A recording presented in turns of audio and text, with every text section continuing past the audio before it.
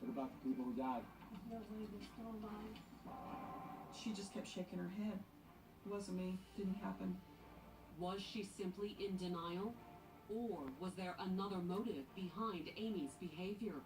You watch that video and you wonder, was she already planning some sort of defense or something? The speculation only intensified days later when, in the middle of an interview, Amy's attorney gave a surprisingly frank summation of his client's character. I think she's wacko. Most people felt that he said that she was wacko so that he could later put in a plea of insanity for her.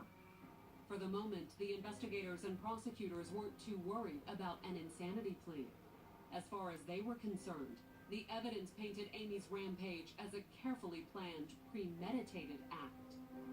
She had time to pack a bag with a loaded gun, and she had time to sit in that meeting for 45 to 50 minutes knowing what she was about to do. She also had an obvious motive: the failure of her appeal for tenure. When that failed, she decided that it was time for revenge, and that she was going to take care of the people that she thought had ruined her career. She felt like she was so smart and so capable that it just could not click in her head that everyone didn't see her as amazing, didn't see her as Dr. Amy Bishop. However, there was more to Amy Bishop than her PhD. Digging into her past, the investigators quickly discovered that she had previously been involved in another fatal shooting. Her brother had been shot to death many years earlier.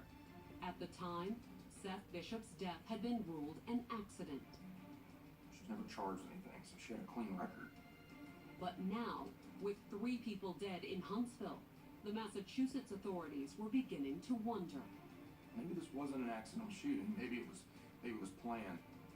And it wasn't just the shootings in Huntsville that had the authorities reconsidering Seth Bishop's death. She was suspected of trying to send a bomb through the mail.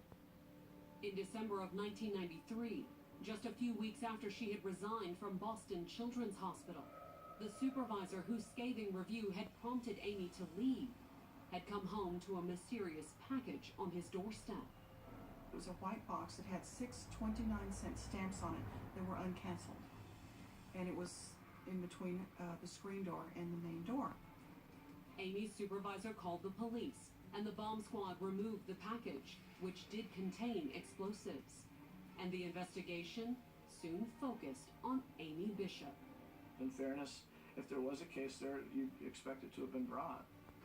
No one had been injured in the mail bombing incident, so the Massachusetts authorities declined to reopen the matter. But the same wasn't true for the 1986 shooting of Amy's brother. It was reopened in June of 2010 after the shootings happened in February. Reopening the 23-year-old case proved to be a challenge. Some of the investigators had died, and they weren't able to talk to everyone who investigated that one. Even the case files had gone missing. Come to find out, they were in the chief of police's home. He was retired by then. But once the investigators managed to track down the files, they made some surprising discoveries about then 21-year-old Amy's actions after shooting her brother. She goes out the door. Mother says to go find a nurse, to help a neighbor's a nurse. But she wanders down the street instead and ends up in a car lot, attempts to jack a car. Brandished a gun and pointed it at some of the employees there and demanded a car. Soon after, a police officer had arrived at the dealership to try and defuse the situation. She leveled the gun at him, and he had his gun out, and they had a standoff. After several tense moments, Amy had given in. They ordered her to drop it or they would shoot, and so she put the weapon down. Amy's mother had backed up her account of the accidental shooting. However, the attempted carjacking and the standoff with the police had inexplicably been left out of the official report sent to prosecutors. There were some who believed that there was a giant cover-up that had taken place. Or was it simply sympathy on the part of local law enforcement?